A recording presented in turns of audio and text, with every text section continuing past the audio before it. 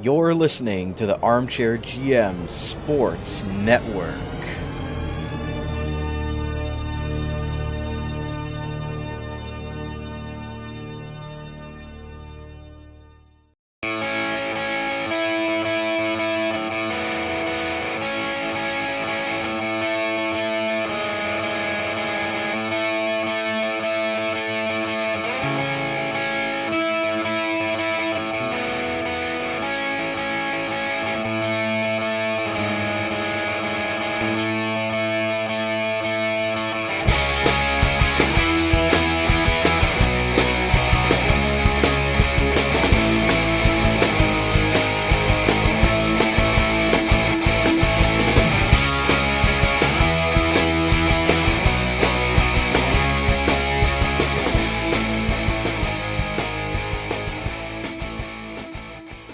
Welcome back to another edition of the OHL 60 podcast. Colin Ward, as always. No Reese Domaney this week. We had a scheduling conflict in the room. I could not do mornings. He could not do nights.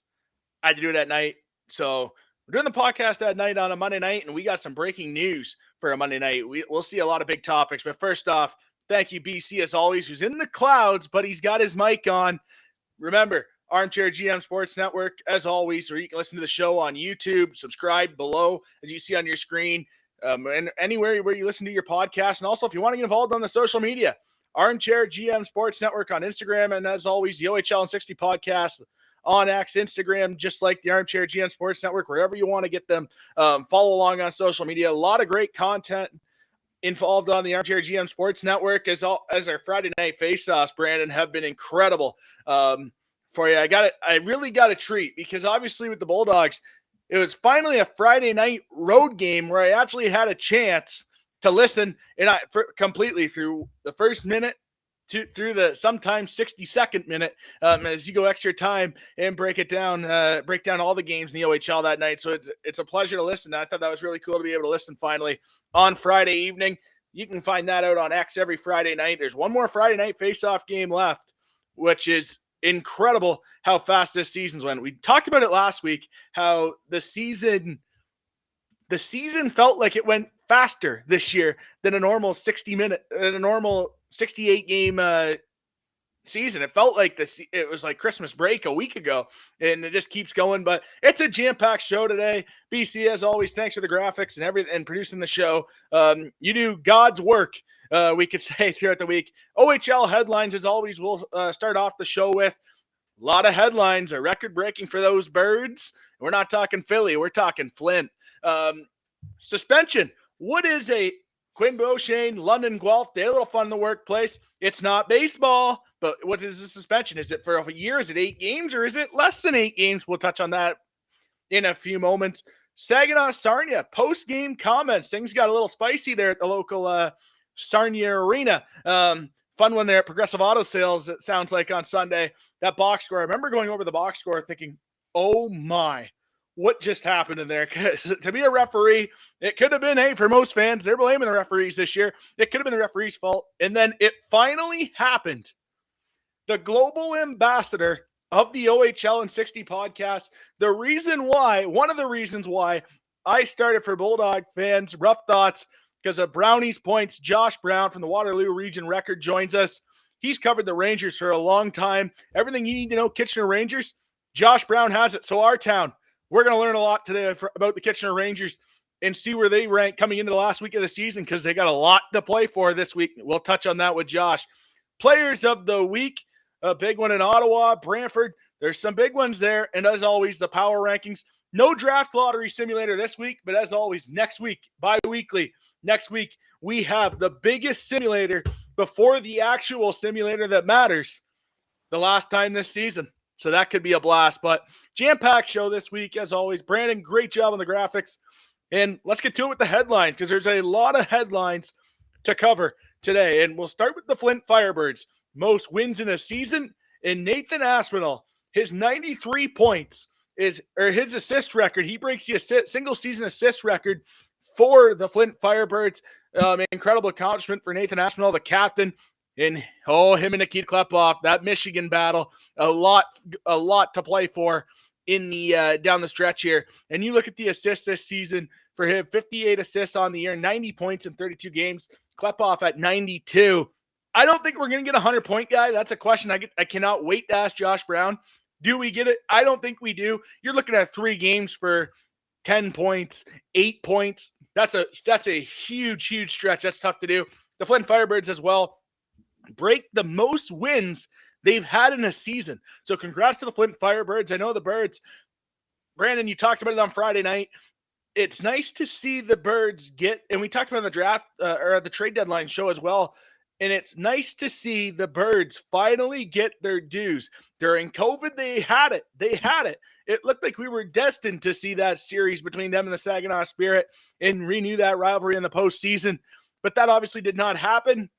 And now all of a sudden, the Flint Firebirds get their moment in Michigan. And oh, baby, there's no more college hockey's ending. College football's over. It's their time to shine in the sun in Flint. And got to be pumped for the Flint Firebirds to get their moment. They deserve it. You look where they are in the standings, 93 points, just behind the Kitchener Rangers. Huge game tonight at the Odd. Can't wait to ask Josh Brown about that as well. Because, wow, you look at that game. That'll do it. That could do it for the Western Conference. The Western Conference is on the line tonight in Kitchener at the Auditorium. Exciting game, 93 points. The single high, 43 wins in a season. The single high for the Flint Firebirds. Congratulations in Flint. They got their team playing hard. They're a treat to watch. Anyone that wants to watch the Flint Firebirds play, watch them play. They're fun to watch. Bronson Ride, next big topic. And we'll touch on this a little bit more in depth because this is a signing to me that is very well deserved. And Brandon, you can chime in on this because you saw him in Niagara. Bronson Ride signs his entry-level contract with the Vegas Golden Knights. Absolutely well deserving. He's went to North Bay and has just performed. Every single role that the North Bay Battalion throw Bronson Ride in, he performs. And I think that that's one of the biggest things, how you get a contract. Nowadays, there's a lot of options. So to be able to earn that contract, because they're not throwing contracts around like it's nothing now with the NCAA eligibility out there, for Bronson Ride to go out there and earn a contract, incredible accomplishment out of Bronson Ride. Got to be happy for that one in Bronson Ride. Brandon, do you have anything to touch on that in the Clouds, BC, with Bronson Ride? I know you've worked with him closely. Yeah, I mean, good on Ryan Houlihan for being able to untap the potential of Bronson Ride, right? Like when he was drafted by Windsor and acquired by Niagara, like they had really high hopes for Bronson Ride. Took him a few years to maybe grow into that form and that body, and it's still gonna take some time for him to fill out, with the being that big. But I think going to North Bay was great for him. He's got an A now. He's matured a lot on and off the ice, and it seems like he's really taken a step forward, in his maturity as well on the ice. And Ryan Houlihan obviously being able, and Bill Holder and the coaching staff there being able to really round out his game and make him into a solid OHLer that eventually gets signed to an NHL entry-level contract. So I think Bronson Ride, figuratively and literally has grown a lot over the last few years since he's gone to the North Bay Battalion, and it shows here as they've developed another player that signs an NHL deal. Absolutely, and he's one of those guys that had to play into his body, right? He was always probably the tallest kid coming up, and I remember playing against guys like that. They're always the tallest guys, and they're the best, but the game comes easy to them. All of a sudden, they get to a level like the OHL, and they got to adjust. They got to expand on their game, and Bronson Ride has done a really good job. He's a textbook player. Some might call it a late bloomer, but textbook of why we have all the years of eligibility in the OHL, and that's why you use them, because you change so much, you grow so much in your game. So congratulations to Bronson Rye. And we got breaking news on a Monday at around 6 o'clock, and I just want to say this. Thank you to the CHL, the WHL, and the London Knights on behalf of BC, all of us here at the OHL and 60 Podcast, Armchair GM Sports Network. Follow on social media, subscribe to the YouTube channel. Hey, it's free ad night, BC. Go get we'll get ready with the pizza talk, too, with Josh Brown in a few moments. Victoria, London, they're going to do battle on Labor Day, this Labor Day. Talking about Labor Day already. Clash of the Kingdoms, great slogan in Victoria, BC, 2028 or 2026. London, Victoria. In Victoria on Labor Day, they're going to do battle there. It's a great first question to ask Josh Brown right off the bat, guys. Kitchener, Guelph. Jeff Merrick had the post. What do we know? What do you got for us, Brownie? We can't wait to hear that one as well, because exciting. We've talked about this for years now on the OHL and 60 podcast. For those who know, who are the OGs, as Reese would say, the OG listeners to the podcast would know. We've talked about this. The potential of doing this is incredible. Mark this down as an effect, because I think it's great to see new teams in the preseason, but who's going to host in Ontario? Who's going to host in the OHL? Is it going to be Ottawa hosting Gatineau? Preseason, not regular season. Hopefully. Is it Sudbury again hosting Rwanda? Preseason.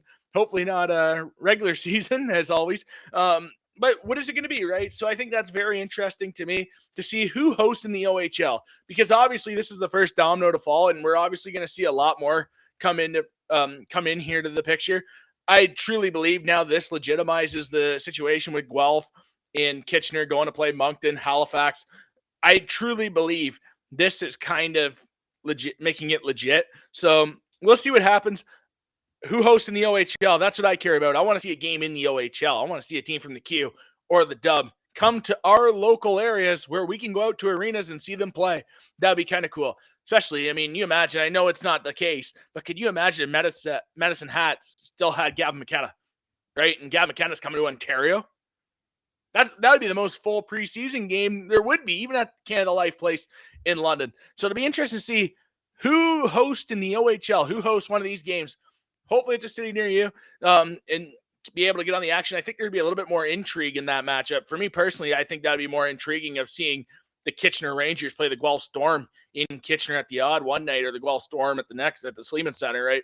Me personally, I would like to see a team come into Ontario from another league and kind of see these young guys, right? Next topic. OHL Hockey League announces their futures camp, and I am pumped for this. I got the message from Jordan Henry. Shout out to Jordan Henry, great supporter of the show, the network, great supporter, a real beauty. I saw he was at the Players this weekend, BC. That looked pretty cool. I once had a shot at the island hole. First shot, overshot it. Second shot, right on the green, just sailed it right up there. First shot was adrenaline, right? And just run to the next tee box. But nice to see him get some Players action there. That looked pretty cool. Great golf course there. But the Futures Camp, and this is something that I think is great at Ridley College, May 1st to 3rd. And I know BC will try to attend that one. Depending how the playoff schedule is as well. It's hard to get 3 days to get there and stuff during the playoffs, as everybody knows. But May 1st to 3rd, the Futures Camp at Ridley College. The top prospects in the OHL, in the June OHL draft. Incredible. And this is why I absolutely love the draft in June. You're getting games that mean something. You're getting prospect games. You're getting extra showcases games. You're getting things that mean more to the players who have their careers on the line. If you're a bubble guy, if it's a top 50 going, Brandon, I don't have the numbers. Is it top 50 going? Or top 100? I forget what it was. But 120. 120, perfect. Let's say you're that guy on the 120 spot. You're a bubble guy. You go there and have a really good performance. You're going to rise.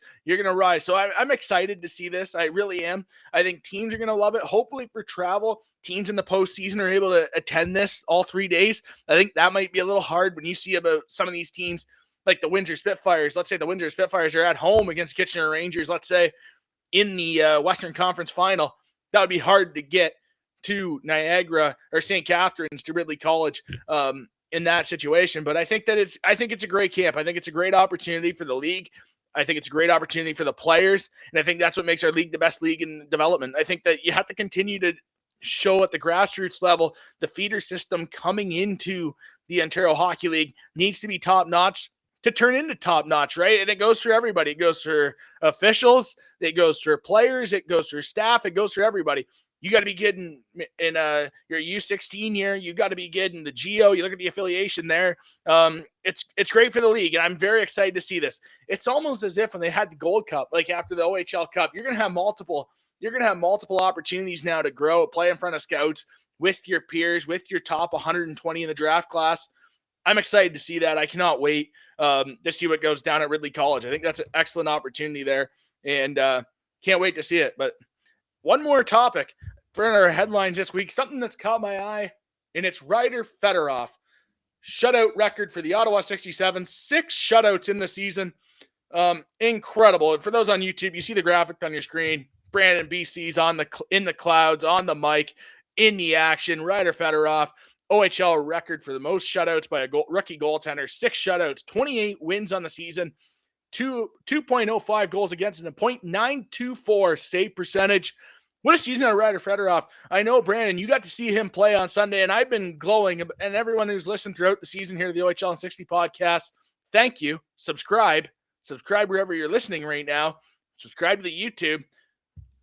Ryder Fedorov, I've been talking so highly about Ryder Fedorov, and I know you got to see him play, Brandon. You sent me the big message. You can see why glowing about him. He's a talent. This kid's a talent, and very lucky. This is where this NCAA agreement is so good, because the Ottawa 67s aren't where they are without Ryder Fedorov. Yeah, no, he was like very square to the puck, made some big saves, was always engaged. He lost his stick at 1.2, and he was still just locked into the play, made the save. He's really special to watch, and in front of that Ottawa 67's defensive unit, makes him even that much more dangerous. So yeah, that was great to finally see him in person with Ottawa's 6-0 win in Niagara. But yeah, I definitely understand why you're so high on him this season. He's so poised. He's so poised and so well structured in the net. He feels the net really well. Doesn't get out of position a whole lot. And if you don't get out of position a whole lot, that's the name of the game as a goaltender. Half of it's just being in right position at the right time, right? Got to get lucky. Sometimes the puck's just got to hit you. And for not being the over biggest guy, as prototypical now, you see all these goaltenders coming up to the National Hockey League out of the OHL. They're all big. And for Ryder Fedorov to be able to move around the net like that just shows his potential. But that'll do it for our headlines and things that have caught my eye. There's a lot to chat about, but we got one of the biggest guests we've had, our global ambassador out of the break. I know he's going to want to hear your pizza commercial, Brandon. Josh Brown, Waterloo Region record beat writer for the Kitchener Rangers. Can't wait to chat with our global ambassador. Brownie points, Josh Brown, after the break. Fourth Wall is the official merchandise supplier of the Armchair GM Sports Network. Our user-friendly site is print to order with no minimum items or inventory needed, shipped right to your doorstep safely and efficiently from the North American warehouse. All of our logos are available to supporters, listeners, and viewers can have the best variety available to them for their swag preferences. All items are priced as low as possible, allowing everybody who wants to support our business with the opportunity to do so, receiving quality and comfortable products in return. Shop today at fourthwall.com with the direct link to our Armchair merch store in the description of all episodes and in the bio of all of our social media accounts. Become an Armchair GM today with Fourth Wall. You're listening to the Armchair GM Sports Network.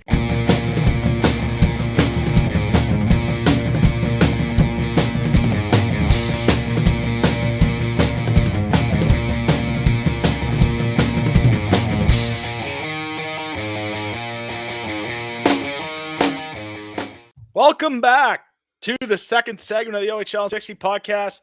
Some weeks it's the worst, some weeks it's the best segment. Josh Brown joins us from the Waterloo Region record, BC. Take that one, as I was getting it during the break. But Josh Brown, thanks for joining us, Josh. Global ambassador, inspiration to my rough thoughts. I mentioned for Bulldog fans with Brownies points. It's a long time coming, Josh, but thanks for joining the program. Yeah, I feel like this is like cross it off the bucket list for me. I've been listening to you guys for a long time, and I'm happy filling big shoes here. Reese, it's tough to take his spot for a couple of minutes here or whatever, but I'll do my best. I think we'll start right with the big topic. Did you win the 50-50 on Friday? And what's the deals with these 50-50s in the odd? Because, oh, baby, our town's pumping it. If I won the 50-50, you'd just be seeing a chair sitting here right now. I wouldn't even be working. I'd just be taking some time off. Maybe, well, it wasn't enough to quit, but 150 grand, well, just shy of. I think it was 149 and change. And it was a 3-game 50-50, but still, that was the highest in OHL history. And beyond that, they gave away, I think, another 9 grand in prizes, and then something like a dozen signed NHL jerseys of former Rangers and just like Crosby, Pasternak, other great players in the NHL. So, and they gave away a suite for a night, season tickets. So it was if you were going to get a ticket, it was a 16-day run prize every day, and then ended with 150 G's. And it's funny because when I went into the odd on Friday, the last day, it was like 100 grand. And I was like, oh, they made it to 100 grand, which was their goal, which means they collected 200 grand, right? Yep. And then just, I think seeing the rolling number going over 100 Gs in the crowd, like whetted everybody's appetite. They were like, oh my God, I got to get in on this again. And they were buying tickets, and it just kept going up and almost reached 150, which, like I said before, was 200. It was like 300 grand, purchased. 150 for charity, 150 for some lucky bastard who got to go home with a, imagine go to, I would say, like, imagine I won, which is a dream. I went to work and worked an 8-hour shift and went home with 150 grand in your pocket. It'd be a pretty good day at work. Nice day. So. Yeah, take the day off. Get some days off. Get some paid leaves as well. Right? And there, take it easy. Don't stress yourself out too much after a long day's work at the office. But it's been a wild year for the Rangers, Josh. I know you've been listening, and I've been on the hype train. Sam O'Reilly. He's kind, like, in my opinion, I don't want to say identity because that's a huge word to say in hockey, but on the same time, he's brought in some element to the Rangers that it's like, this is legit a number one contender for the J. Ross this season. What's been the behind factor of Sam O'Reilly and working with Sam O'Reilly, Jared Woolley as well in that move? What's been the main factor of that move? And has that been the big one for the Rangers' success? The secret sauce, if you will, I guess. Hey. It's funny. It's good timing you brought this up. And first of all, I just want to kudos to you guys. Because you guys have, pointed out his value when a lot of other people haven't. And also good timing. I think I've been working on a feature on Sam for 2 weeks now, and I think it comes out the week of the playoffs. So I was talking to old coaches, family members, Tampa Bay scouts, Rangers. Right on. Mark Hunter stiffed me, wouldn't do an interview for it, but they did give me Rob Simpson. Okay, ask Farwell. I can do the interview. I grew up in London. Okay, great. Mark's been great to me in the past. He's always done interviews. Anyways, Rob was great and worked for the story. I'm just trying to get some light because this is my 15th year covering the Rangers, and I was thinking about it one night. I've come to the conclusion that he is the best player I've ever seen in a Rangers uniform, which was not easy to say. Yeah, I've seen a lot of good players, but he is the most complete player I've ever seen on this team. Like you said, he's put them over the top. They are, I think I had to write it down here. So 22-2, 1-1 since the trade deadline. So they've lost 4 times, twice in regulation, 44 of a possible 50 points, which is unreal. And yeah, they made a bunch of moves. So it's not just Sam O'Reilly, but it's hard to say. Like he's I'm gonna say he's on a strange cat. He's a serious guy. Like people say.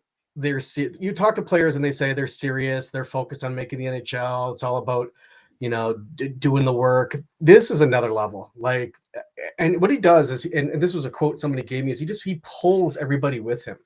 So when he goes and just at practice, in the gym, at games, it's nonstop. Whether they're creaming a team or behind, he's 100% all the time. I think Mike McKenzie said there was a game in Sarnia where the whole team wasn't playing well. And he's like, Sam could have played 80%, that game. I'm a number 1 draft pick in the NHL. And he's like, he didn't. He got 5 points that game on 6 goals. And there's no 80% for this guy. He's 100% all the time. He plays 2A. He was a defenseman for his whole life up until his draft year, right? So that's kind of explains a little bit about why he's so good at the 2A game. But he wins draws. He's, he's got a little grit to his game. He can score. He kills penalties. Like, he's the guy. I always say, I always allude to Mike Richards. When he was here, he was the guy you tapped on the shoulder when the game wasn't going well. You say, hey, Mike, go do something. Get a goal, make a big hit, change the flow of this game. And that's Sam O'Reilly. And they, ever since they've got him, you can't see a guy play like that and dog it or not give it all. And so you got guys who I don't think I've seen maybe deliver 5 or 6 body checks all year now, running guys into the boards. Like, it's bringing out this energy in everybody, because it's embarrassing if some guy's busting his butt and you're not, right? And it's not just him. Dylan Edwards, he's not a big guy, but he plays with edge. Matt Andonovsky, getting that guy sent back was like a Christmas gift. It's Modassa. Right. Well, it's another thing. So O'Reilly brings the leadership. And again, obviously you guys know the stories. He's won 2 OHL titles. He's been to 2 Memorial Cups, 1 last year. Like, these guys aren't here to finish the season out either. Like, they want to be him and Woolley. They want to win 3 OHL titles in a row and back-to-back Memorial Cups. 3 in a row in OHL. I think Peterborough won 3 in a row in the late 70s. So there's some guys on that squad. But other than that, I don't think there's too many guys. I tried to get it out of the OHL, but they weren't too sure with guys being traded if they'd won a couple and then won with a new team or not. But and Ananovsky, like this guy, so O'Reilly's brought the leadership and lead by example and sort of Swiss Army knife where he can do everything. Ando and Edwards and Wooly's a big guy too. I think what they've done is they've made a team that has in the past been seen that you could push around a little bit. One of the toughest teams in the league. Like they've had 3 of their last 5 games, I think, have ended in like brawls. Like last night in Guelph, there was a game in Brampton where they finished with 12 guys on the ice against Brampton. All the 8 other guys were sent to the dressing. So they took a picture at center ice because there were so few guys. And then the game against Windsor was tough. Sault Ste. Marie, I mean, everyone's seen the clips of Martin running into Kirsch and then Ando taking them out. And so they're no joke. Now they're going to have to reel that into the playoffs because you give a power play to a team in the playoffs and that can do you in. Like the margins are slimmer. Yep. But I don't think that they're a team you're going to push around. And that hasn't always been their reputation in the last decade, I would say. And that's so yeah. Yeah. And the other guy I wanted to mention too who's done well, who stood out as Christian Kirsch. Like, I thought he was looking honestly a little bit shaky. He was rounding into form. Then he went to the Worlds to represent Switzerland and came back and he let in a few softies game after game. In the last month, though, sorry, I have to make sure I get the numbers right. So in the last month, last month 8 games he's played, which stretches over the last month. He's shut out Ottawa, Windsor, and Sault Ste. Marie. GAA have won. Not no jokes, right? Those are good teams. A goal against average of 1.5, 940 save percentage. And he's making those saves now. And their plan was for him to peak in March and into the playoffs, and he's tracking. So that's another spot that was maybe a little bit of a question mark. Locked down now. Like he's just in his zone, and that's it's giving them. I mean, they're not allowing a lot of shots either. Like team defense, everything's rolling right now. I'm hesitant to say you said number 1 status. I don't know about that. Like I've covered this team for 15 years, and they've never made an OHL final. So it's hard. 2008, yeah, but we're going on like 18 years of not even making it, not winning, not even making it, right? So it's a city that's starting to starve for it. To be honest, for a junior, it's a drought. It's not like the Sarnia Sting drought where without the playoffs, it's playing a lot of nights back-to-back years in the frustration, getting over the hump with Windsor. Just that one series, Yeah, and there was a lot of those years too where Erie, we don't remember this, but there was a lot of good years with Erie, right? I think all those 50-win seasons and McDavid and DeBringet and Strome and it was tough to beat those teams too. So they've had good teams, they just haven't been able to get there. And from a reporting standpoint, I'd love to cover a team that goes to a final. I don't cheer for them either way, but just to it'd be fun for the job, that's for sure. Absolutely. It's nice when your team goes on a little bit of a run here. And you say Hocus, obviously you've worked with some really good coaches, myself with Jay McKee. I know you've worked with Jay McKee, and Jay's great. We've all heard the same stories. It's always fun when we see each other, when we cross paths and share Jay McKee stories that we've all heard. And that would be a great podcast, by the way, on the OHL 60 podcast, Jay McKee stories with all of us, Brantford, Kitchener, Hamilton, anyone that's worked with Jay McKee and share stories, that'd be a blast. But you say Hocus. What's it like working with Yusei Hocus? It kind of feels like he's a quiet guy, but great communicator. He reminds me a lot of what Jay McKee was like. And how familiar are you with that? I guess comparing the two, is it any similarities at all? And what's Yusei like? Well, they're both good coaches. And they both get the respect of their players, so they have that in common. I think they're pretty different guys. Like Jay's a bit of a. I find Jay to be a bit of a talker. Like. When he was here, before every game, I would go to his office and talk about the lineups and who's in and who's out and the matchups and things like that. And he loved to talk the game. I think UC does as well. He's just because I don't know. I think his English is great. I wonder if maybe he doesn't feel as comfortable getting in depth with it because of the language barrier. But he's a lot more serious, and I think Jay had a bit of a sense of humor. UC does, but you really got to kind of work for it with him. The year and someone when you've been around him long enough, he cracks some jokes. But he's just he's what they both are is they're both driven dudes, right? Like I'm surprised Jay already hasn't taken a leap up and I don't know this, but my suspicion is because that's by choice. because I would imagine he's had lots of opportunities if he wanted Yeah. to. I know he's got a young family, so maybe he's in a great situation right now. UC's on a mission. He came here to already had coached won pro coach of the year in Europe of all the leagues, coached extensively with national program, and he wants to get to the NHL and he thinks, part of his plan was, let's prove myself in North America, and that will open a few more doors for me. And he's already had, every summer he gets interviews with NHL teams. The right opportunity hasn't come along. I'd be surprised if he's back next year.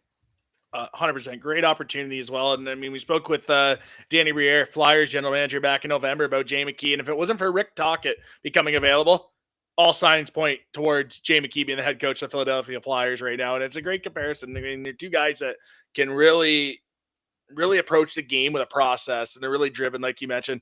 And very well said. But Mike McKenzie, general manager in the McKenzie family, has had so much go on in the McKenzie family with hockey, obviously with his dad, Bob.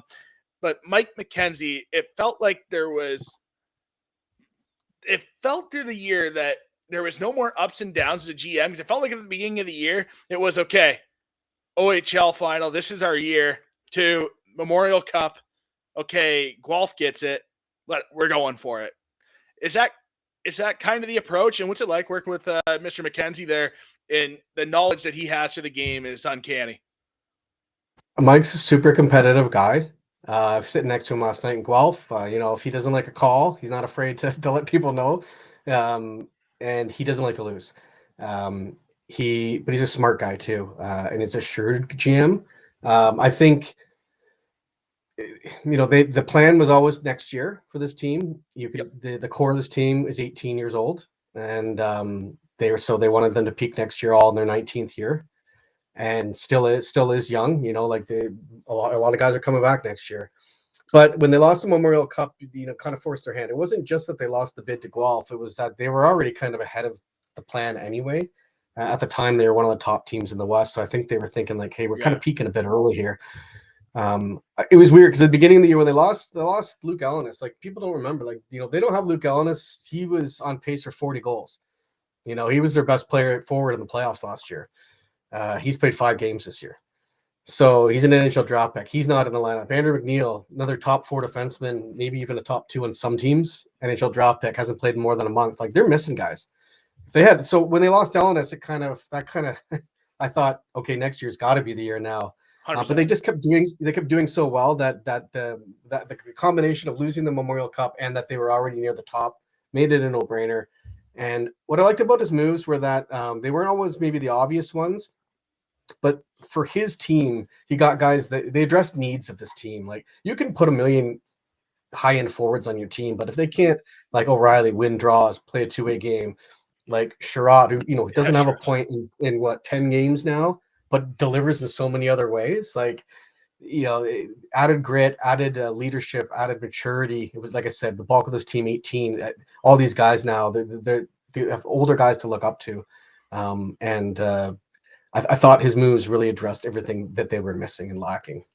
Yeah, absolutely. I mean, you kind of had to, right? When you're in the mix like that, you do it. And to get the Midwest this year, I'm sure that's a big deal too. In Kitchener, finally dethrone the London Knights. It's been the talking point for the Rangers as well. And Mike McKenzie's definitely busy.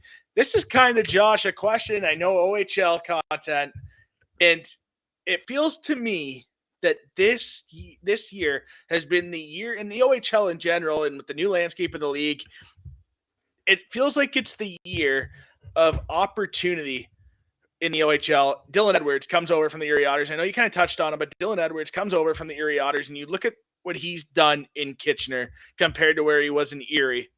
I don't want to say night and day, but you see a spark in his game. And is it, for your standpoint, is it kind of that year where you're seeing guys get opportunity, getting traded elsewhere and getting this fresh start and real exploding onto the scene? Well, for him, it was interesting because I think this goes back to my point about Mike. He was doing really well in Erie, and this is no offense to the Erie Otters. Like, clearly they're in a different part of their rebuild than some of the top teams. But they saw what he was doing in Erie, and they kind of plugged him into their kind of algorithm and thought, okay, what would he? We're seeing these qualities. our model tells us that if you take those qualities and put them in a lineup where he's surrounded by greater players, that he's going to take right off. And you can think all you want about that, but until you see it, you don't believe it. And it worked. And he is one of those guys where, good GMs and good staff see where guys can thrive in different situations. And I think that's what you're seeing more, is you're just seeing guys being put into the proper situations for where they are in their development right now. He's been a real find for them. I mean, they essentially gave up a player for him, a 17-year-old guy, the first round draft pick, which isn't taken lightly, but it's a pretty good haul, man. Because 100%. What he's done, you didn't lose any first, seconds, or thirds as well, or a bunch of prospects. So that is a major win for the Rangers right now. And it's a weird year, I'm finding, just in the OHL in general, because I think last year there was maybe 2 or 3 teams you thought could win it all. Yeah, you knew London was probably going to win it, but you thought, okay, there might be a couple teams in the East. Yeah, and this year I feel like, I think there's at least 4 in London, 5 if they pull their socks up, if they've been struggling lately, that could come out of the West. And in the East, you got at least 3 teams that are right in it. It's it's not gonna be no lock to get to the Memorial Cup this year, that's for sure. No, absolutely, and it's funny we talk about that, and you have 6 teams right now in the OHL with 700 plus winning percentage, and those on YouTube watching right now, 6 teams with 700 plus winning percentage speaks for itself. In Sault Ste. Marie, London, North Bay, Peterborough in the East, you can't count any team out right now, and maybe that's why we don't see a 100-point player right now, like we prototypically do, because the teams are just better this year and there's more parity in the league. But definitely, I wanted to ask you this because I know you've been around now 15 years. You mentioned, congratulations, by the way, Josh. That's a hard accomplishment in the Ontario Hockey League, because we know the stuff you have to deal with. Some nights are great, some years are great, some years there's a tough year, and you got to answer all the hard questions. But for what you could share, I know BC has the date night in the movie theater last season, but what is the craziest story that you've had to put together in your time with the Rangers and with the Waterloo record? Well, there's been lots of, so how do I answer this? I guess my style is to try to be is objective and 100%. Be a good reporter and report things. But I also understand that a lot of the time these are kids.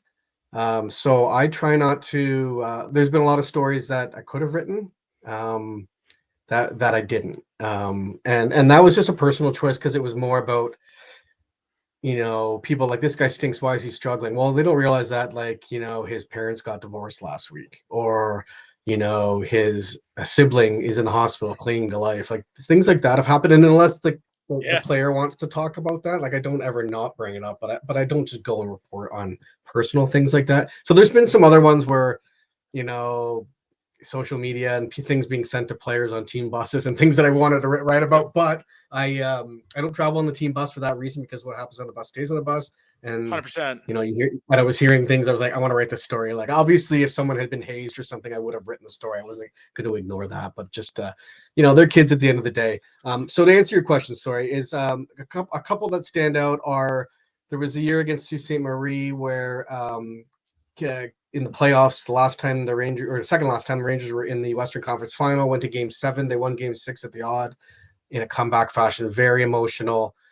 And Giovanni Smith flashed the bird at the Sioux bench, and chaos erupted. He ended up getting suspended for Game 7, which was unfortunate because that was his last OHL game, which they lost in double overtime. But the hard part was all the death threats, racist threats he got sent to his emails, his Facebook, from all sorts of people for the way he behaved. And I see people do that all the time and don't get that kind of treatment. And it was a hard story to write, and it was a reminder that there's a lot of crap out there, and I didn't like that stands out for not the right reasons, but he had to go to the Game 7 in the back of a cop car. Like, what a terrible thing to finish your junior career on, for safety. They put him in for safety, right? Like, and another one, again, they're more human issues. They're not really about hockey. Yeah, and that's the thing. Yeah, the Rangers had a player named Eric Guest who was, alleged that he was forced to do cocaine at a team party, that he was hazed, a whole bunch of stuff. And he went on social media and kind of poured his heart out. So those are two that stand out, as tougher ones to write about, because they, they dealt with the stuff of mental health and racism and It was hard stories to get information on, so you really got to plug away at them. But I always say the best stories are the ones that they call them the refrigerator stories. The stories that the people cut out and magnet on their refrigerator because they like it so much and they keep it forever, and those are the ones that make me happiest. No, absolutely, and very well said, Josh. Because I think the one thing that fans struggle with sometimes is the human aspect that players are. They're human. At the end of the day, they're human and they're kids. And you hear basically every general manager or coach, when you talk to them in the Ontario Hockey League or throughout the league, you always hear the same thing. They're kids. And that's the big thing. And that's why I always like asking certain people about that same question. I know it's repetitive, but it's nice to know what people that cover the league, cover teams, know that, hey, they're human and you're trying to share the positive stories to help the player and share the positive to the fans. So very well said, Josh. I really appreciate that answer. And we'll get to a positive, because the odd renovation, I never got to see the dressing room, but the media room is spectacular. And I keep saying, I want that Bulldogs logo. If that ever goes missing, I took it in the media room. Incredible media room that they did. Thoughts on the new renovation? I know it's kind of dated now, the renovation, but level of legacy of the wall there, it looks really good with the amount of players going up there. Thoughts on the renovation? This is going to be a very unpopular take. I'm ready for a new rink. I think it's time to move on. I think it's time to move on from the odd. I've been saying it for a while. It's limited in what they can do. They can't do a lot of promotions. They can't. There's not a lot of new eats and stuff like that. And we were talking before we went on air about the band in Niagara. They can't do that kind of thing in Niagara or in Kitchener because there's no room. I mean, the place was built in 1950, I think. I think that it's time to sub the arena for the oldest rink in the OHL. Charm galore. Love that aspect. Love the mini Maple Leaf Gardens. I love all the nooks and crannies. But it just, in today's day and age, if these guys want to compete with the NCAA, they got to have the bells and whistles, and there's got to be. And this market, for years before they did the latest seat expansion, they had a waiting list for season ticket holders. It was over 1,000 people. There's a market here. More people will go to games. I think if they had a rink like London's size, it would serve the market better. And I think that the fact that the city hasn't started the ball rolling on this, doesn't have a reserve fund ready, hasn't done any planning is irresponsible in my opinion. I mean, they've talked about it for years. When I first got here, I wrote a big feature series on what will the new rink look like, and that was like I think 10 years ago, and nothing's been done. Now COVID kind of didn't help stuff, but you look at Brantford's rolling along here, and other places, Sudbury, like people are doing things during. The renovations are really nice. Like the Rangers are doing the best they can with what they have, right?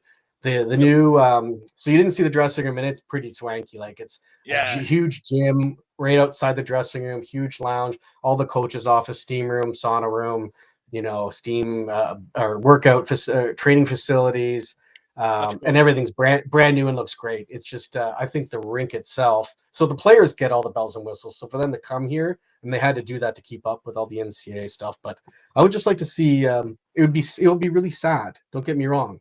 A lot of memories and a lot of charm there. I just think it's time. This market deserves a brand new, spanking new rink that can do all sorts of stuff, concerts, and and you can bring some of that old charm into the new place. But yeah, I'm ready for what's next. 100%. And we're on arena topics, and the it's very well said, because it's one of those things where it's a classic arena and you see that side for the people, but then you also see these other cities around the league. Look what Oshawa's done with their facility there. Like a lot of teams here are stepping up with their facilities. And I think that eventually you got to make that tough decision to take 2 steps forward, and possibly with the next Memorial Cup or whatever, right, with those tournaments as well. But I wanted to mention. Well, they're leaving money on the table, right? Like they can't, they could get more advertising in, they could get more people in, they could get more nicer suites that go all the way around. Like the press box, you could see the scoreboard. Maybe selfishly, I can't see. Yeah, don't have to be in Waterloo, right? It's crazy, man. I always joke about that every time I'm there. It's like I'm in Waterloo. It's a long ways away. They spent this. I don't know. Like I forget how much millions it cost to get the scoreboard, which is awesome.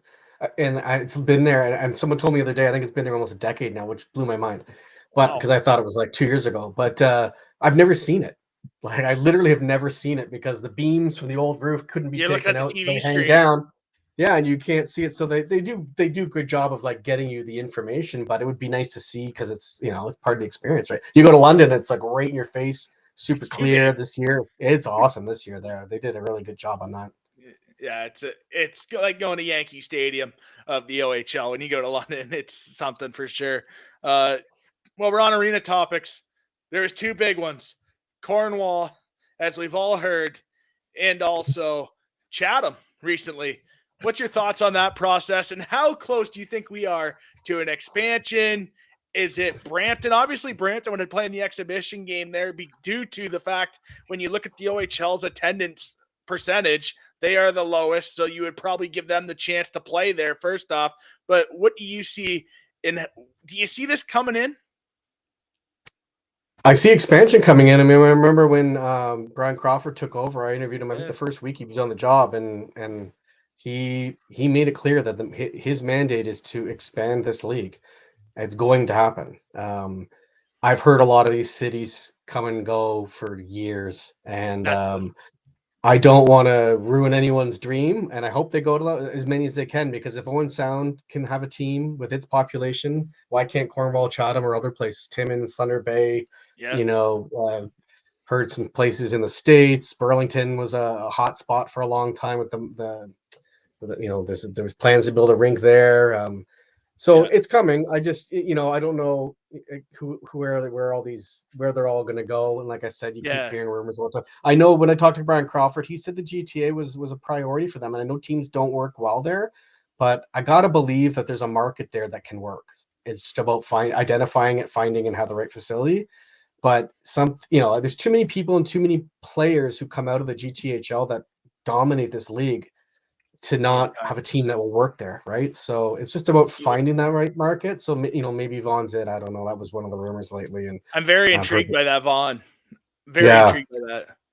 Yeah, I mean, hasn't worked in Mississauga. I go to Brampton. I only go once a year because they only play the Rangers twice, home and home, and like the rink, I think, has had some work. Outside of the rink, it looks like the same place when it was the Brampton Battalion. Like the Bees, yeah, and there's nobody there. I mean, you got to be able to get transit. Yeah. Well, and the people on the team, the guys on the team, like they all talk the talk. Oh, the fans are great. I'm like, come on, man. Like one year, I just want someone to say, like, hey, I played in this rink, and this sucks. Like, that the organization might be great, the way they treat the players might be great, but the fan support's not there. And that's kind of what gets the ball moving when you see players speak like that. I mean, obviously it's not the National Hockey League, and that's the beauty of the OHL, but at any time, and there's a lot more money in the NHL, but anytime you see something that gets the ball moving, it's always a player. It's always players that get the ball moving behind the scenes with things like that as well in the National Hockey League level. But yeah, I just think the Vaughn really intrigues me, because if you're Vaughn and you're going to have this financial commitment, if you're the OHL, it's hard not to be excited about that, in my opinion. Yeah, no, and there's also those couple teams in the States there. They were talking a while back from the USHL. We haven't really heard anything on that in a while.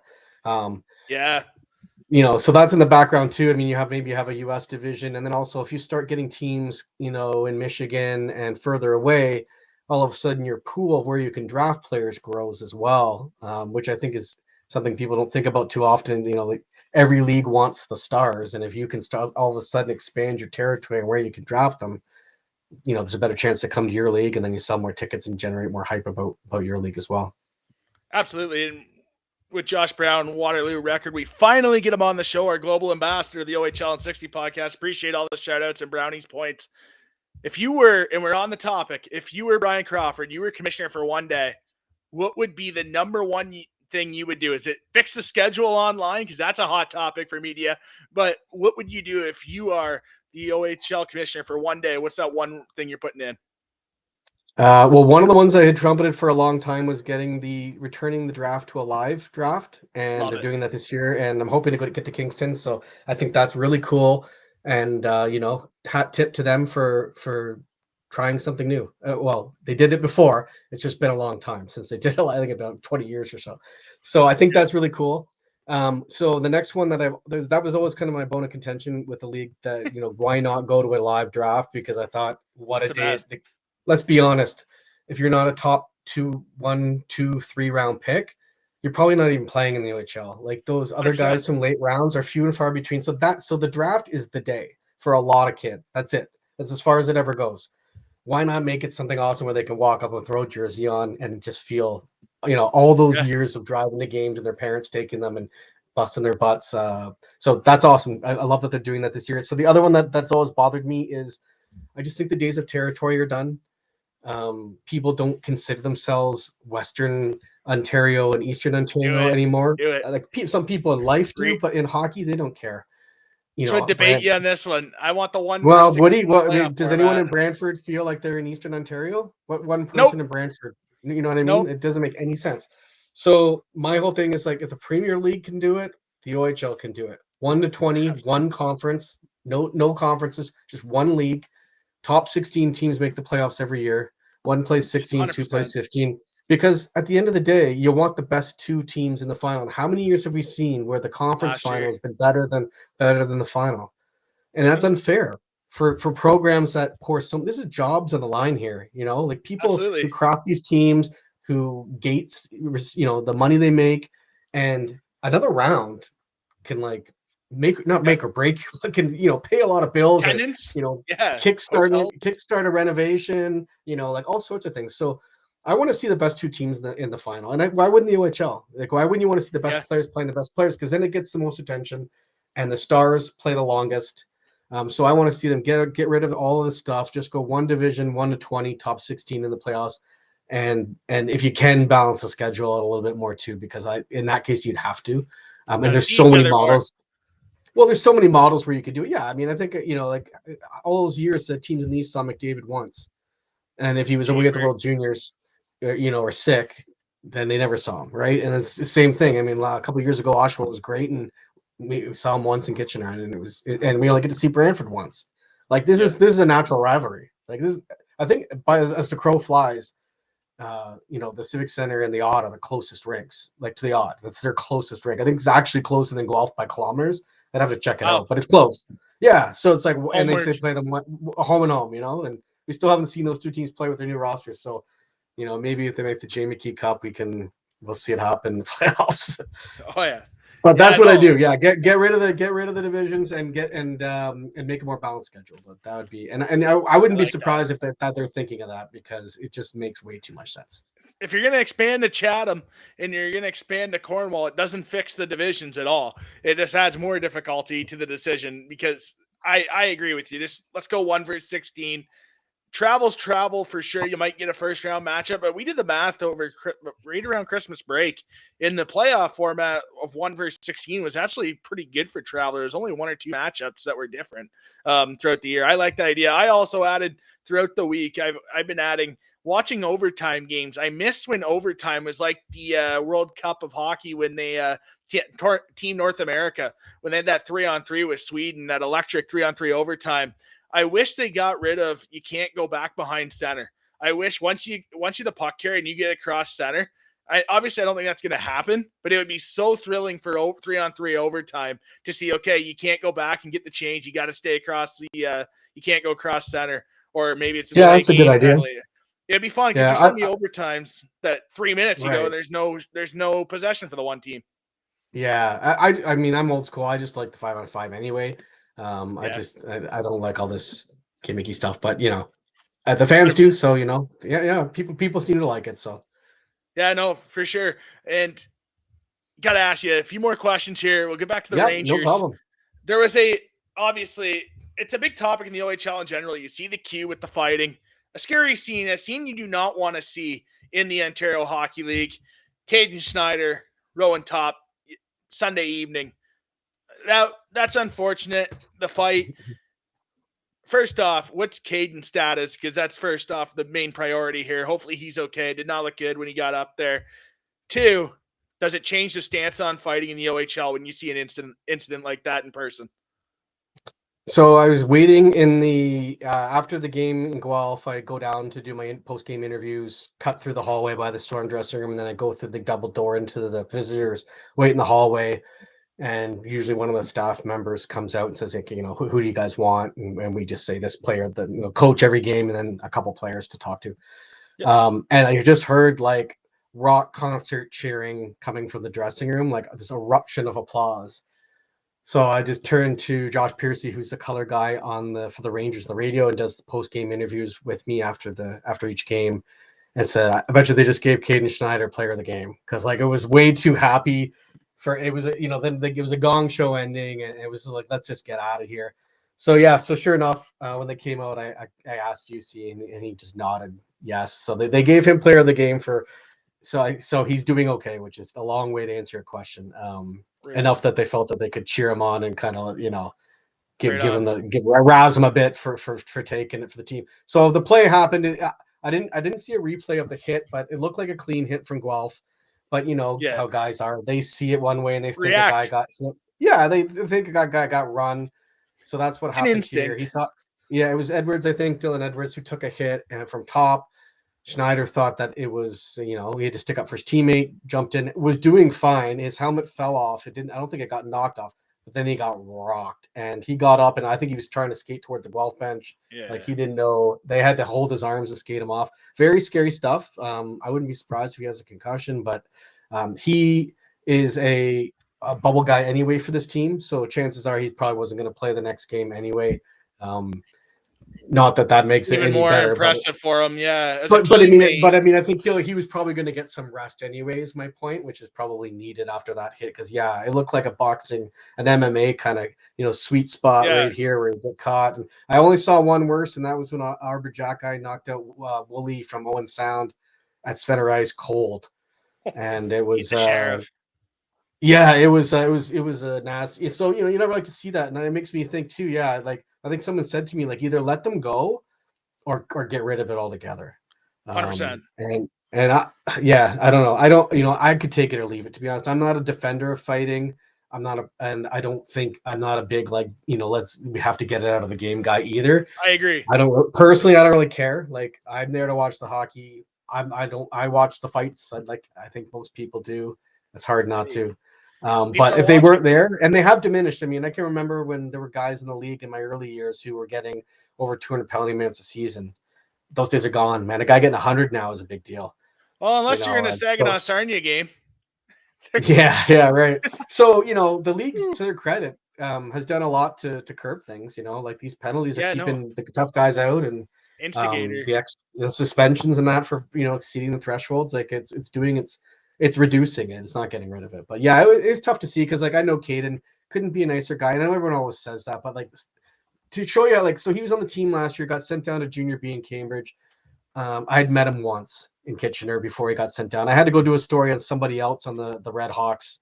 I forget what the story was now. I think it was, they had a goalie from Germany who was, who went to the, I think he was like a third goalie at the World Cup or something. Anyways, I went to talk to this German goalie. He sees me, comes over. Hey, Josh, how's it going? Knows my name. Isn't a lot of reporters or a lot of players don't really talk to reporter, at least from my experience. Like, and I kind of keep my distance because like I let them be kids and I don't like to be in all their business. Some other 100%. people, some other people are fist pump and and hug guys, and I just that's not my style. I keep my distance. I do my interview and get out. That's what I try to do. Anyways, for him to just recognize me and have the confidence to come over and go, hey, how's everything going up in Kitchener? And so yeah, he a really cool kid. So I hate to see this kind of thing happen to him. But hopefully he's okay. All word is that he is. But yeah, I don't think even like people in Guelph weren't even cheering for the fight when they saw that, right? Like they were like, this guy needs medical attention. Yeah, tough one. No, for sure. And the human aspect creeps in, right? And I think that's the thing that people, as we talked about earlier, the human aspect in the OHL is bigger than what people realize, I think, for most fans that consume the league. It's everything. I mean, there's a lot of good people in our league. That's great to chat with. But two more for you, Josh. It's been a fun time. I've really enjoyed this conversation 100%. With you.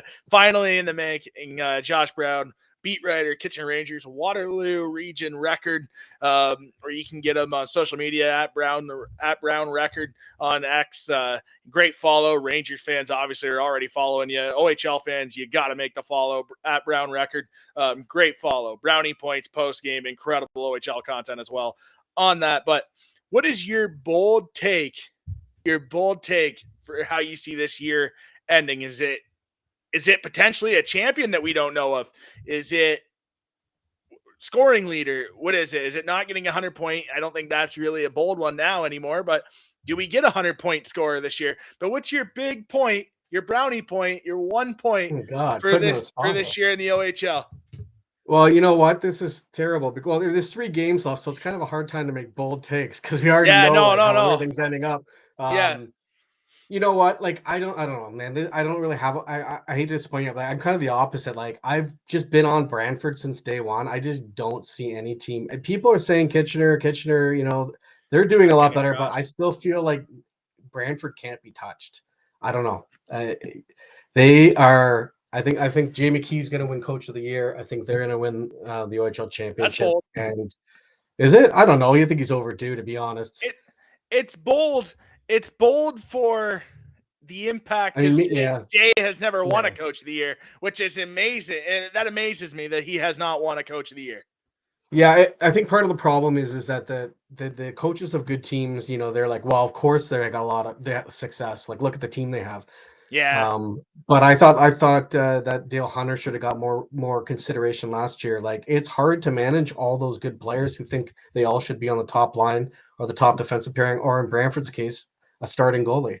You know, like they got 2 guys I'm sure who would want to play 70% of the games there at least, right? So yeah, I thought he should have won. I thought he should. It was 2 years ago, maybe anyways, Jamie Key, I think he should. I think he deserves it. He's coached a lot of good teams in this league, and sometimes you just got to recognize consistency at some point. And you know they're gonna clinch. I'm trying to think. They haven't clinched yet, but I think they're 1 point away. So all signs are pointing to the Dogs dominating. What's your hot take? I'm gonna ask you. What's your bold? I honestly, right now, I think my big one is I think the Rangers are the team to beat. It's funny how we're flip flopping here, and for fans that are listening to the show right now and they're saying, "Oh, it's just a thing." Well, I've talked with you about this for a while now. It feels like when I saw you at the Odd about a month ago, and I said I like how the Rangers look. Like, it's funny that you go about the Bulldogs, but I'm going to say I think the Ottawa 67s are a team to watch, and I think they are a tougher out in the postseason, especially early on rounds, than the Barrie Colts are. I think Barrie is a strong team, but something about Ottawa. Can Fedorov stay at that level for a long time? That's the hard part in the postseason, but if he can, I think the Ottawa 67s are a tougher out than the Barrie Colts. That's kind of my bold take in the East. That's not bad. I thought the Ottawas, I feel like they've been kind of coming back down to earth lately. Big time, and that's why I think maybe it's jockeying. And you rest them. Yeah, and it's funny you say that about Kitchener because I guess I'm just more critical because I've seen them over the years and been like hopeful and then disappointed that the seasons haven't had long runs. I still think the best is yet to come for these Rangers team. Like their second line, Romano, Sherratt, like I said, has no points in 8 games. Like if these guys get going, then maybe there's a different discussion there. But they just need some secondary scoring because if you shut down that top line right now, I don't know who's else is going to score, but the good news is that they don't give up a lot. So I think they're getting up 5 goals twice in 2026. So yeah, absolutely. I got a quick question. Oh, okay, you go first, and then no, you go ahead. My last question for you was, who's the Rangers MVP this year? We've already 100% Sam O'Reilly. He's going to get my Red Tilson vote. Mine too. So we're in this together. There's 2 votes. Yeah. There's 2 like votes. I said, look at my week of the playoffs. There'll be a huge 60-inch feature on O'Reilly, kind of how he became the player he is and how getting him was the top priority for the Rangers when they decided that they were going to go for it, and sort of people at all levels of his life, including his parents, scouts, agent, coaches from years gone by, explaining, why they think he's a special talent, and it might go a long way to backing up why we think he should be MVP. Absolutely. I meant his agency this year. Thane Campbell. Yeah. Well, he's got a bunch of guys working for him, but yeah, Thane's the head honcho there. Great guy. 2 questions for you. Right. One, okay, now I hope I have my information right. So if I don't, this will be embarrassing, but are you a good singer like your sister? No, I am not. I am not a good singer like my sister. Wow, good question. Good question. No, I am not. No, I am not. Didn't she win like Canadian Idol or something like that? Or she won the Norfolk Has Talent. All right. There you go. Shout out to my All sister right. Danielle. Yeah, she kills it. She's great. All right. Gotta Okay. get a musician for her. She needs Okay, and I a don't. guitar player. Okay, well, I was gonna say you get her to sing the intro on your podcast here. That'd be kind of cool, you know. You can I play got a guitar, college Reese buddy. on drums, BC on cowbell, and your sister singing some rendition would be cool. Like the WBC. And lastly, I don't know if this is right too, but did you grow up in a variety store? Yep, my dad. Yeah. Friday. So did you have like the best hockey card collection ever? Because I feel like you guys would have selling cards in the store. I would be like opening them all day. I would think my dream. My hockey card collection was unbelievable. It's funny that you mentioned that because around Christmas time, my dad gave me a whole load of cards that he's had in the basement of his store for years. 92, 93 baseball. Oh, yeah. And football. Nice. So the Blue Jays World Series years and the football is pretty cool too. Half the players I don't know. I know the Jays players and like elite MLB players, but I wasn't born, so I don't really know a lot of the players. So I'm always asking, hey, who's this guy? But yeah, no, I've had binders full. Because honestly, I really wasn't into like the food and the snacks. It's funny joking with Brian Smiley, who his dad also owned a store in Brantford, the Bulldogs, and we always joke about it growing up. And I said, honestly, like Brian said the same thing with like the snacks. I really think with the sports things. I remember I wish I was young enough to be able to have old enough, to have the bubble gum within the cards. That would have been iconic. I think that would have been pretty cool to have the bubble gum in the baseball cards. I think that's pretty cool. That's one of the best. But yeah, no, that was those are good questions. Okay, I got one bonus question for you here. Did your grandma crochet you baby stuff when you were little? Is your grandma a mad crocheter? Yeah. Couple. Okay. Yeah, I thought I read that somewhere that she used to crochet stuff for all the grandkids. Yeah, no. There's a couple I've got a few things for sure put away back, especially in the big city of Delhi. There's a few, but yeah, no. All right. That was great. But no, that was awesome. I'll let you go. That was awesome, Josh. And what a way to end the the second segment. Josh Brown, Waterloo Region record. Thanks for joining me, Josh. Really appreciate it. This is a long time in the making. At Brown Record on X. Follow him there. Rangers content, OHL content, Brownies points. It's incredible. When we come back, major talking point because we got the power rankings and we go over a suspension. What is it? A year, 8 games, 2 games. We'll touch on the baseball swings when we come back. We'll see you on the other end. Butt ends are hockey stick grips, specifically for the top of the stick, designed to replace traditional clock tape. They're made of rubber and offer a more consistent and comfortable grip than tape, aiming to improve performance and reduce slippage. Butt ends are an alternative to regular stick tape that provide enhanced grip and comfort, are durable, reusable, and consistent with the ability to reduce vibration. The grips are available in a variety of styles, designs, colors, and even have options for specific player names. At Butt Ends, they are committed to providing the world's highest quality stick grips and continue to bring new technology and ideas with each new grip design, regardless of sport. Alex Petrangelo, Akil Thomas, Max Domi, Aiden Hill, and Tim Stutzla are just a name of few who have proudly used Butt Ends for peak performance at the NHL level. Check them out at buttendswithaz.com and use our referral code buttends.com/discount/armchairgm to get 10% off your order as part of our community. Engineered for greatness and performance. Butt Ends, the #1 grip in hockey. You're listening to the Armchair GM Sports Network.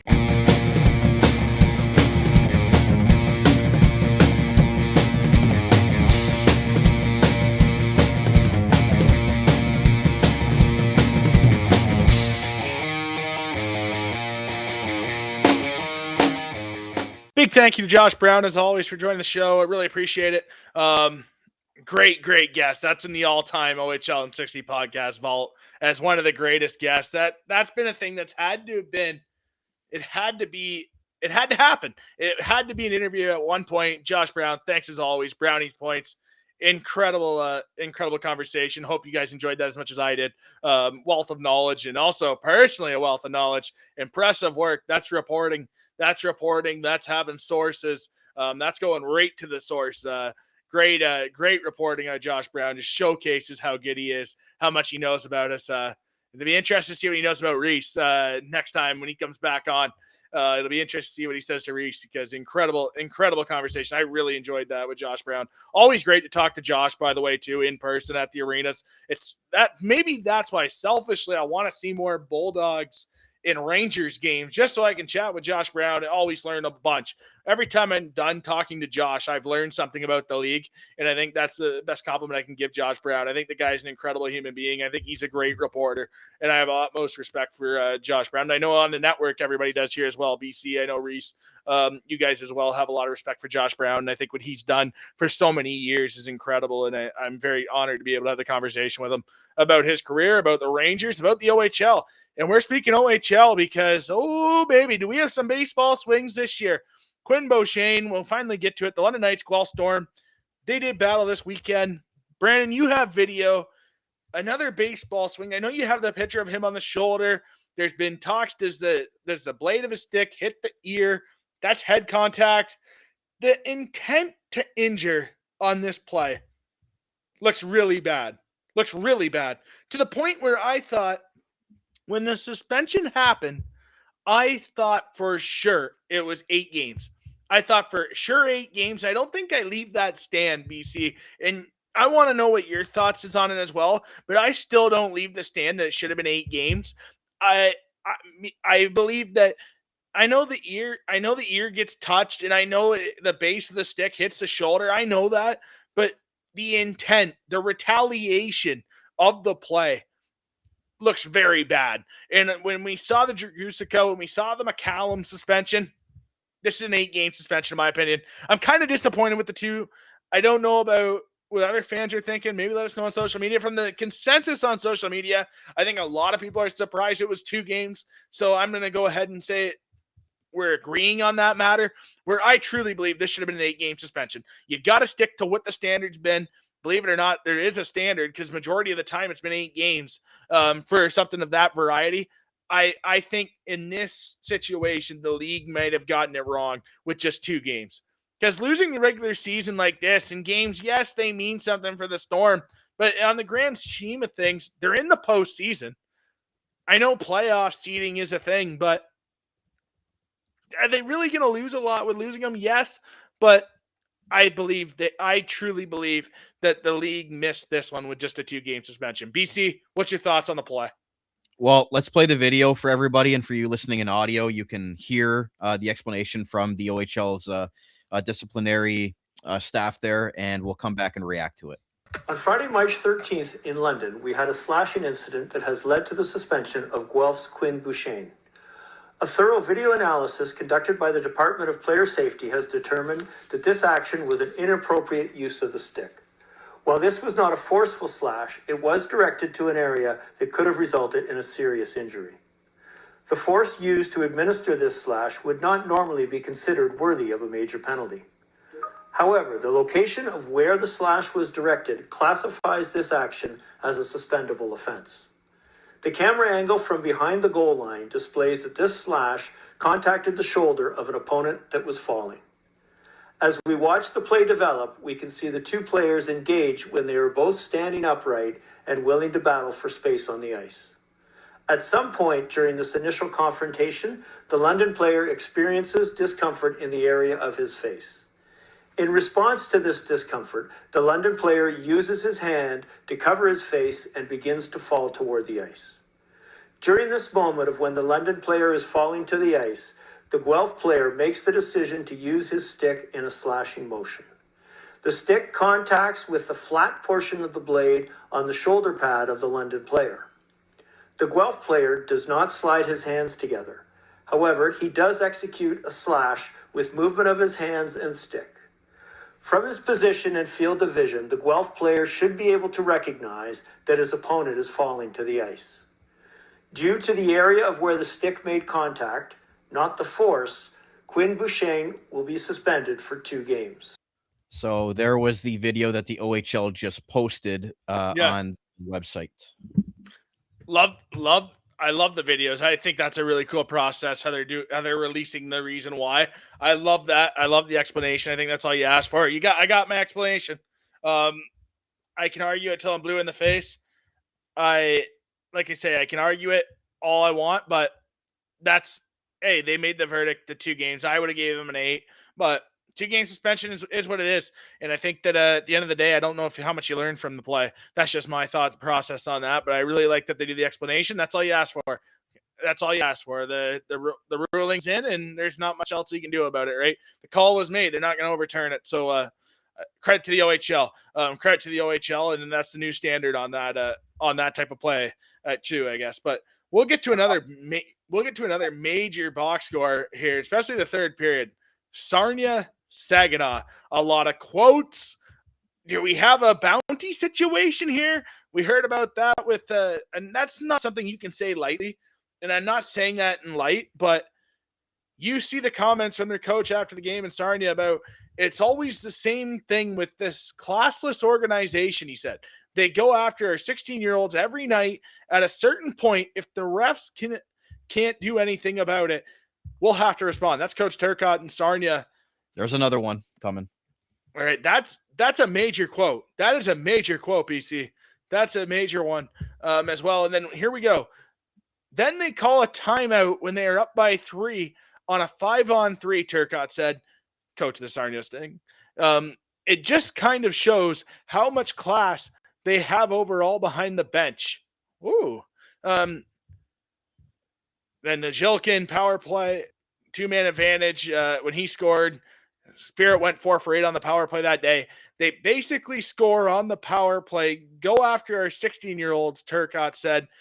They've got 4 players who are literally the only players on that team that do something. Wow. As long as I'm here, should be fun games against them. 1, there's a fine coming right there, right then and there to the Sarnia Sting for that threat. I'll bet that does not happen.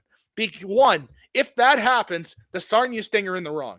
The Sarnia Sting are in the wrong, believe it or not, because the Sarnia Sting are instigating it. You have to be an adult in a kids' league. We just spoke to Josh Brown about it. You got to be an adult in a kids' league, and that's not being an adult in a kids' league. So 1, if I'm the OHL, I am all over that comment. You really want to do that, eh? You really want to do that? Because if you do something, you're getting the hammer. You are getting the hammer because that cannot be in the league. That cannot be in the league. You're always why do referees?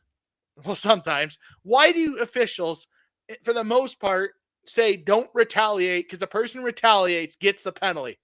That's where the Stinger in the wrong. 2, on the flip side, the Saginaw Spirit.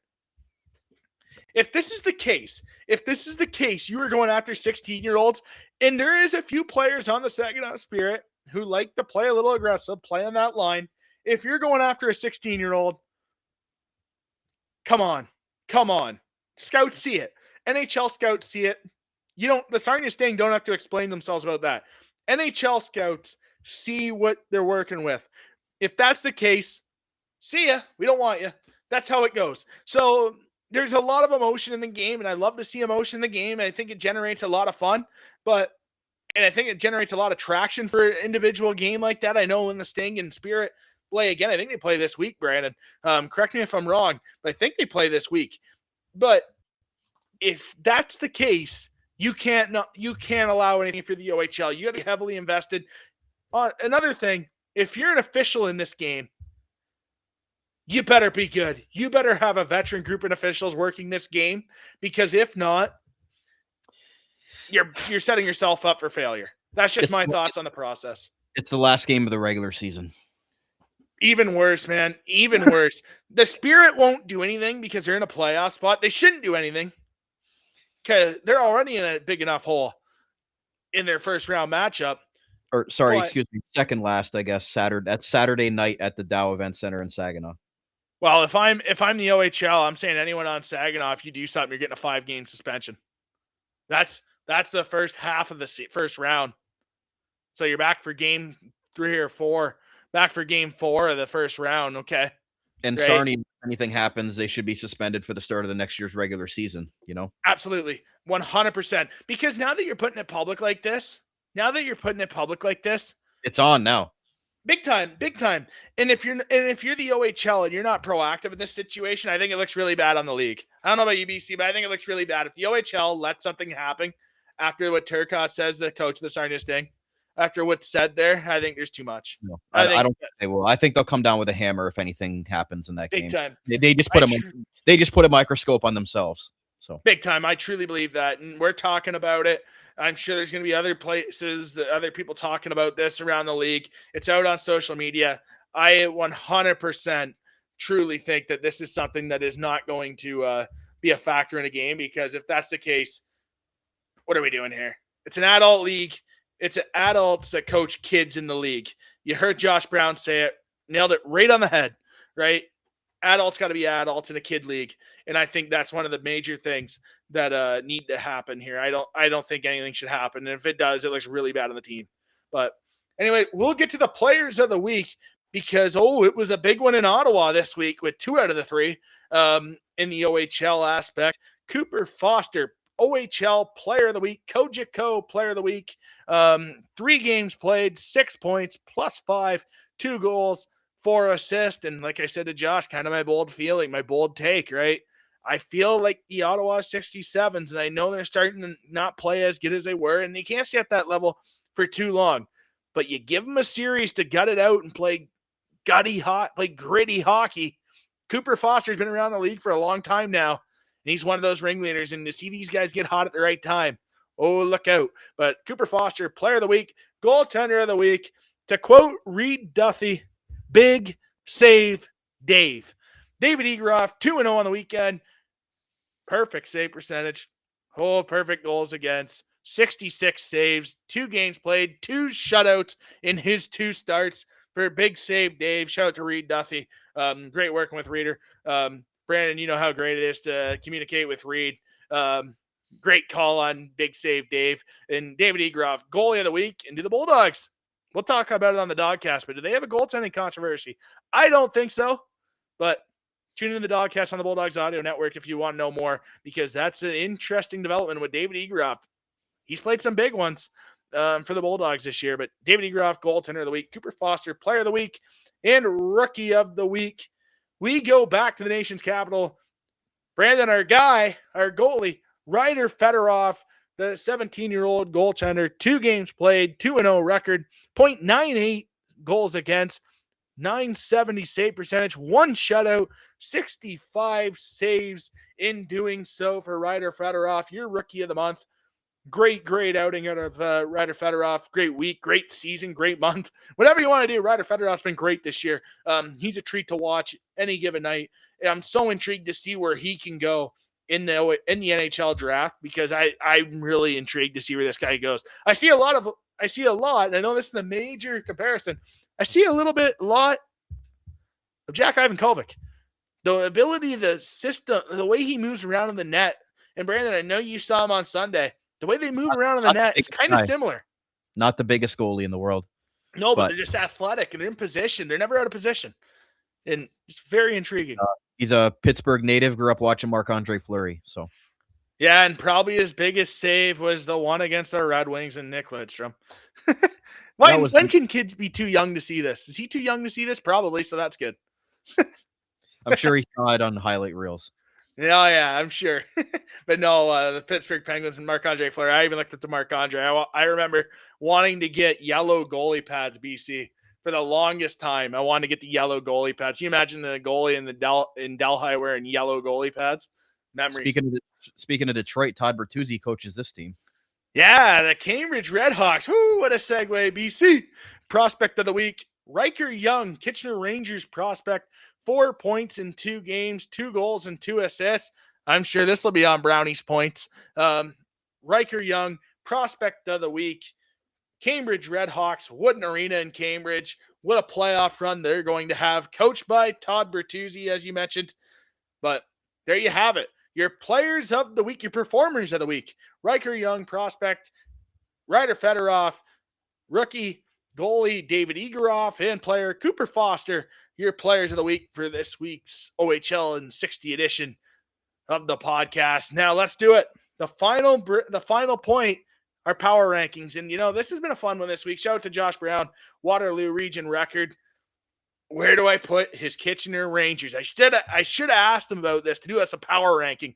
I should have asked him because this is something that I know this would have turned out. We still would have been talking to Josh, Brandon, if I would have asked him this question because we both know this would have got not a debate, but it would have been a great spot. So let's get to the power rankings in this March 16th edition.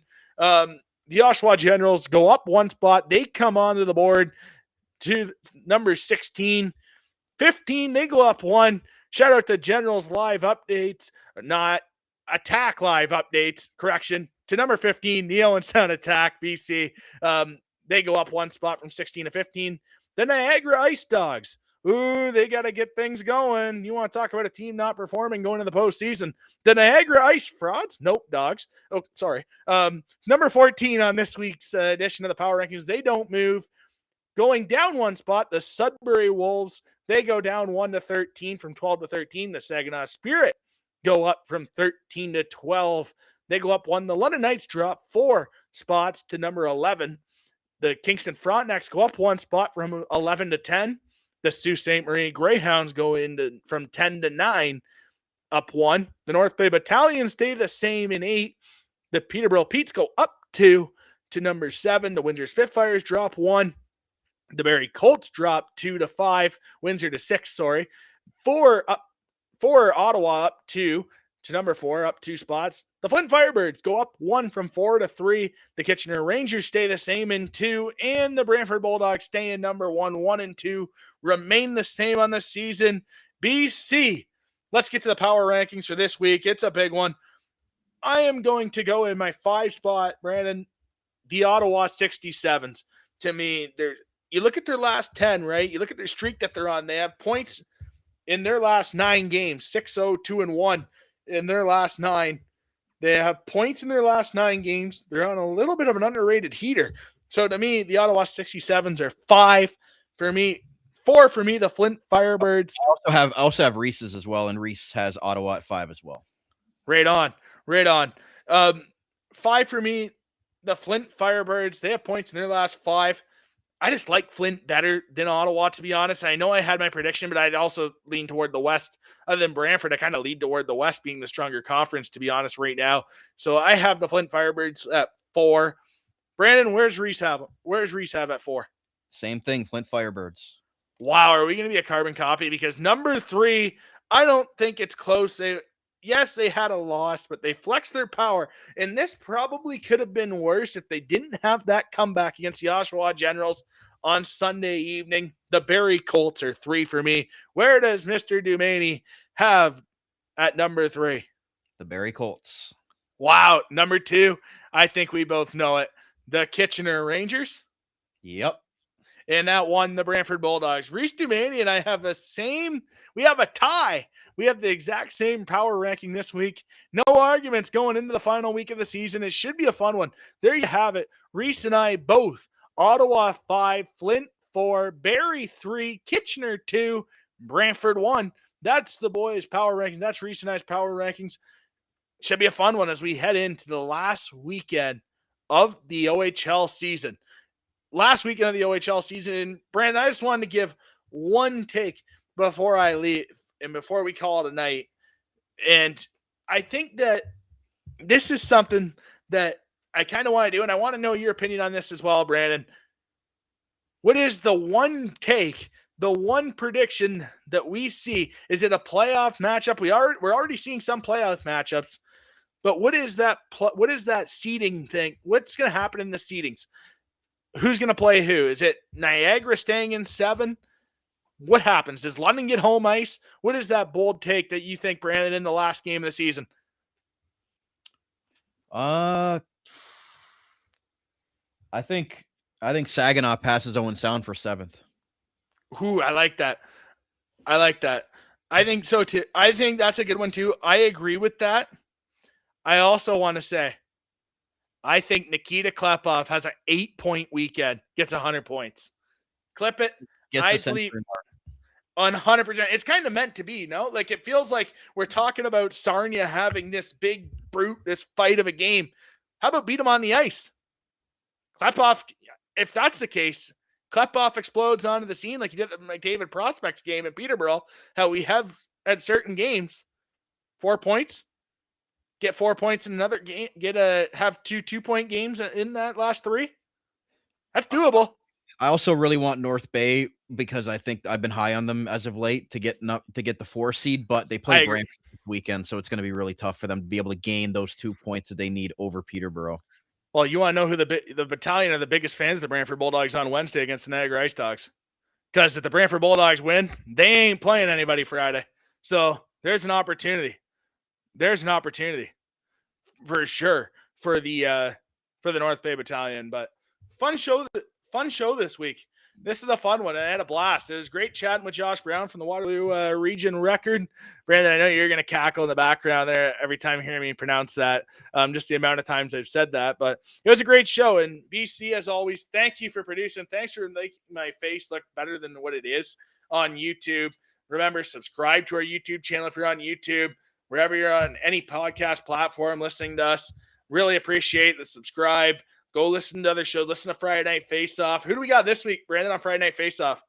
London, Windsor. Woo-hoo-hoo, baby. Tune in. Friday Night Face-Off, London, Windsor. That's a fun one. Can't wait to see BC, but you have to say postgame. I'll be listening from the Civic Center in Brantford on my way home. Can't wait to hear what you have there. And, hey, we'll chat again in 7 days. Enjoy the last week of the OHL regular season. We'll see you in the postseason. You're listening to the Armchair GM Sports Network.